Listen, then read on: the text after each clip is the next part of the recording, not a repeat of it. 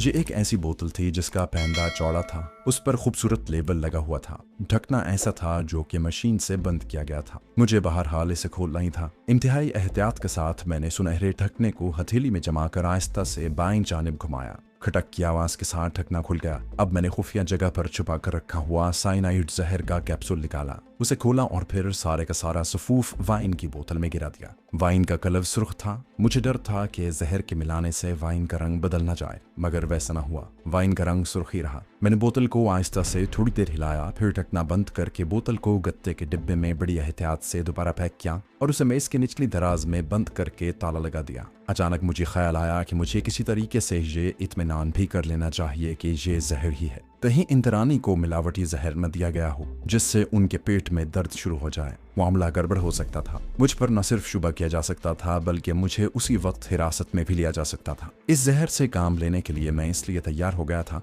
बल्कि इस जहर को बुनियाद बनाकर मैंने सारी स्कीम इसलिए तैयार की थी कि मैं जानता था कि यही एक ऐसा जहर है जो आदमी को जबान से एक लफ्ज़ भी अदा करने बल्कि दर्द का इजहार करने की भी मोहलत नहीं देता और आनन फानन आदमी का खात्मा हो जाता है। यही वजह थी कि इस जहर का आज तक कोई जायका तक नहीं बता सका था। सवाल ये था कि मैं जहर को चेक कैसे करूं, ये कैसे मालूम करूं कि ये जहर साइनाइड ही है। सोचते सोचते मैंने 2-3 सिगरेट फूंक डाले। आखिर एक तरकीब मेरे जहन में आ गई। मैंने अपने सूटकेस की तलाशी ली। मुझे कोई छोटी शीशी न मिली। छोटी शीशी में जहरीली वाइन डालने का भी एक मसला था। सोच सोच कर एक तरीका मुझे सूझ गया। मैं कमरे से निकल कर राहदारी में आ गया। बोर्डिंग हाउस का एक बैरा वहां से गुजर रहा था। मैंने जेब से 5 रुपए का नोट निकाल कर उसे दिया और कहा कि मुझे आंख में दवाई डालनी है, मुझे बाजार से एक ड्रॉपर ला दो। वो नोट लेकर चला गया। मैं कमरे में बैठकर उसका इंतजार करने लगा। मैंने रेडियो लगा दिया और ऑल इंडिया रेडियो जम्मू से पंजाबी गीत सुनने लगा। कोई आधे घंटे बाद बैरे ने मुझे ड्रॉपर ला दिया। जब वो चला गया तो मैंने दरवाजे को अंदर से बंद कर दिया। वाइन की बोतल निकालकर उसे खोला, फिर इंतहाई एहतियात से ड्रॉपर का मुंह बोतल में डालकर उसमें जहरीली वाइन के चंद कतरे भर लिए। ड्रॉपर को आराम से मेज पर रखा, बोतल का ढकना बंद किया, उसे डिब्बे में पैक करके दराज में रखा और ताला लगा दिया। जहरीली वाइन से भरे हुए ड्रॉपर को बड़े एहतमाम से एक कागज में लपेट कर सिगरेट की खाली डिब्बी में इस तरह से बंद कर दिया कि उस पर दबाव न पड़े। डिब्बी को जेब में डाला और कमरे को ताला लगाकर जीप में बैठकर उधमपुर शहर के एक बाजार में गया जहां मुर्गियां वगैरह बिकती थीं। जीप एक तरफ खड़ी करके मैं एक दुकान पर गया। एक मोटी ताजी मुर्गी खरीद कर उसके पांव बंधवाए और जीप में अपनी दूसरी सीट पर डाली। वहां से रवाना हो गया। मेरा रुख शहर के वीरान इलाके की तरफ था। जब शहर के खेत खलियान पीछे रह गए और मैं एक सुनसान नशीबी इलाके में आ गया तो जीप कच्ची सड़क की एक जानिब खड़ी कर दी। बाहर निकलकर जीप का बोनट उठाया और जाहिर किया कि जैसे जीप के इंजन में कोई खराबी पैदा हो गई है। मैंने एक नजर इर्द गिर्द के माहौल का जायजा लिया। दूर दूर तक किसी इंसान का निशान नहीं था। अब मैं अपनी अगली सीट पर बैठ गया।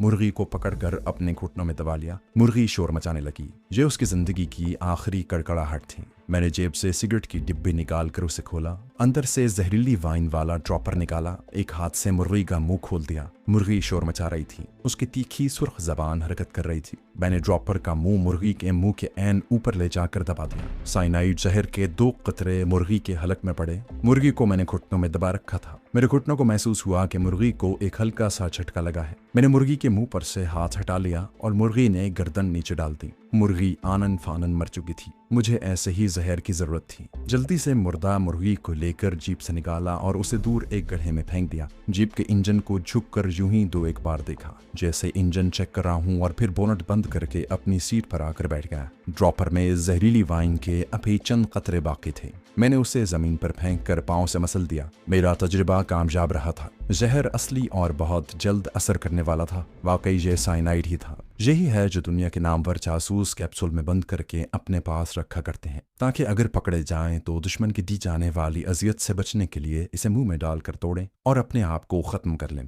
दूसरी जंग अजीम में शिकस्त खाने के बाद कई जर्मन जर्नैलों ने इसी जहर के कैप्सूल खाकर खुदकुशी की थी। दिन गुरूब हो रहा था। मेरी बर्थडे पार्टी का वक्त करीब आ रहा था। मैं अपना खतरनाक खूनी मिशन अंधेरा हो जाने के बाद शुरू करना चाहता था, इसलिए जानबूझकर थंडर बेस में उस वक्त जाना चाहता था जब सूरज गुरूब हुए कम से कम आधा घंटा गुजर चुका। मैं अपने कमरे में सिगरेट सुलगाए हुए बैठा था और उन धमाका खेज वाकयात की जुजियात पर गौर कर रहा था जो कुछ देर बाद थंडर बेस कमांड पोस्ट में पेश आने वाले थे। मैंने अहद कर रखा था कि वहां से किसी एक हवालदार और सिपाही को भी जिंदा निकलने नहीं दूंगा, चाहे मेरी अपनी जान चली जाए। हकीकत ये थी कि मैं अपनी मौत के ब्लैक वारंट पर दस्तखत करके मौत के मुंह में जा रहा था। मुझे इंद्रानी का इंतजार था। उससे बहुत सी बातें तय हो चुकी थीं और कुछ आखिरी बातें उससे बतानी थीं। वो थोड़ी देर बाद ही आने वाली थी। मैं सोच रहा था कि दरवाजे पर आहिस्ता से टक टक हुई। यही इंद्रानी की खास दस्तक थी। मैंने उठकर दरवाजा खोला। वो वाइट कलर की साड़ी में मलबूस, बालों में सफेद गुलाब की एक कली सजाए, हाथ में रजिस्टर लिए राहदारी में खड़ी थी।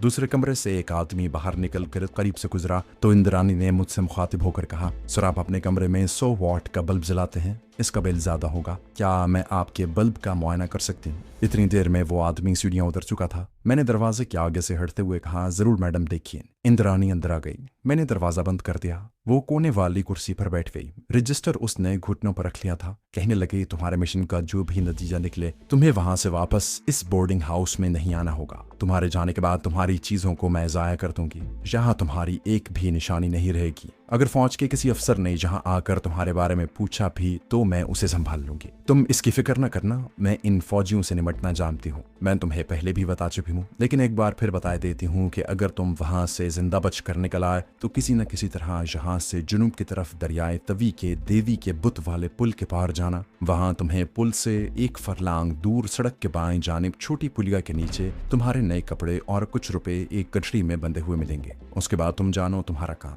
तुम्हें इस इलाके से फिर जितनी जल्दी मुमकिन हो निकल जाना होगा। मैंने उषा के बारे में पूछा तो इंद्रानी कहने लगी, मैं जानती हूँ वो कल दिन में अपने दोस्त कैप्टन मल्होत्रा से फोन पर बात करने आएगी, तुम उसकी तरफ से बेफिक्र रहो। जिस वक्त वो मेरे पास आएगी उसकी 1 घंटे के बाद उसकी लाश दरियाए तवी में बह रही होगी। क्या तुमने अपने रिवॉल्वर चेक कर लिया? तुम्हारे पास रिवॉल्वर का साइलेंसर नहीं है, तुम्हें वहां साइलेंसर की जरूरत पड़ सकती है। मैंने कहा, मजबूरी है, साइलेंसर मुझे कहीं से नहीं मिल सकता, मैं सूरत हाल को कंट्रोल कर लूंगा, तुम फिक्र मत करो। इंद्रानी दरवाजे की तरफ बढ़ते हुए बोली, तुम्हारे लिए चाय भिजवाती हूँ। मैंने कहा, इंद्रानी मैं चाहता हूँ कि हम दोनों मिलकर चाय पिए, क्या खबर ये मेरी जिंदगी की आखिरी चाय की प्याली हो। इंद्रानी ने मेरी तरफ देखा और बोली, मेरी जिंदगी की भी ये आखिरी चाय हो सकती है, लेकिन मैं इस वक्त मसरूफ हूँ। अपनी कलाई पर लगी हुई घड़ी की तरफ देखकर कहने लगी, तुम्हें ज्यादा देर नहीं करनी चाहिए, चाय वहीं जाकर पी लेना, और दरवाजा खोलकर निकल गई। मैं भी फौरन इंद्रानी को जहन से निकाल कर उठा और अपने टैची केस की चीजों को देखा। उसमें कोई ऐसी शय नहीं थी कि जिसकी मुझे जरूरत हो। मैंने वाइन की बोतल वाले डिब्बे को अखबार के कागज में लपेटा, रिवॉल्वर को जेब से निकाल कर दोबारा चेक किया।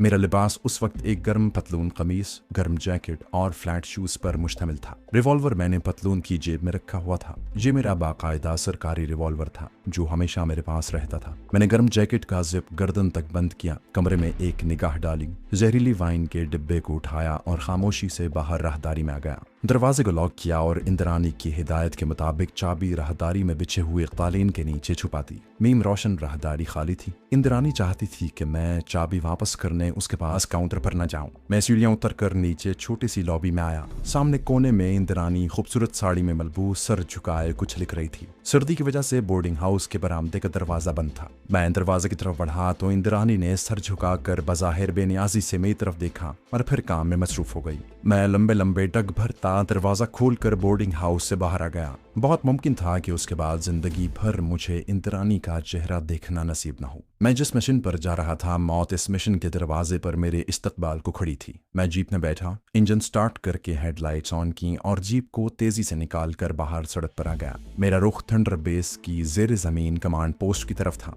जहां मेरी बर्थडे पार्टी पर मेरे ख्याल के मुताबिक सारे का सारा स्टाफ मेरी राह देख रहा था। ये मेरी बर्थडे पार्टी थी और थंडर बेस के इंडियन और इस्राएली स्टाफ की डेथ पार्टी थी। जीप पॉपुलर के दरख्तों वाली सड़क पर तेज रफ्तारी से उड़ी जा रही थी। एक खास मकाम पर पहुंचकर मैंने जीप को कच्ची सड़क पर मोड़ दिया। ये वही कच्ची सड़क थी जिस पर आगे जाकर मैंने कैप्टन मल्होत्रा की जीप को रोका था। थंडर बेस वाला टीला अब सामने था। उसकी 2-3 जर्द जर्द बत्तियां झिलमिलाती दिखाई दे रही थी। रास्ता मेरा देखा हुआ था। जीप एक खास रफ्तार पर चली जा रही थी। जहरीली वाइन का डिब्बा मैंने अपनी गोद में रखा हुआ था। इस डिब्बे में मौत का समंदर ठाठे मार रहा था। थंडर बेस की आहनी दरवाजे पर आकर मैंने जीप रोक दी। गार्ड ने मुझसे उस रोज का पासवर्ड पूछा। स्क्वाड्रन लीडर कॉल ने मुझे 1 रोज पहले उस रोज का पासवर्ड बता दिया था। मैंने पासवर्ड बताया। गार्ड ने फौरन गेट खोल दिया। मैं जीप को कलानुमा टीले के अंदर ले गया। मुझे मालूम था कि जीप कहाँ खड़ी करनी है और वहां से मुझे किस तरफ जाना है। जीप को खड़ी करने के बाद मैंने वाइन का डिब्बा उठाया। मैं उसके लिए इस कदर एहतियात बरत रहा था जैसे कि वो कोई एटम बम हो।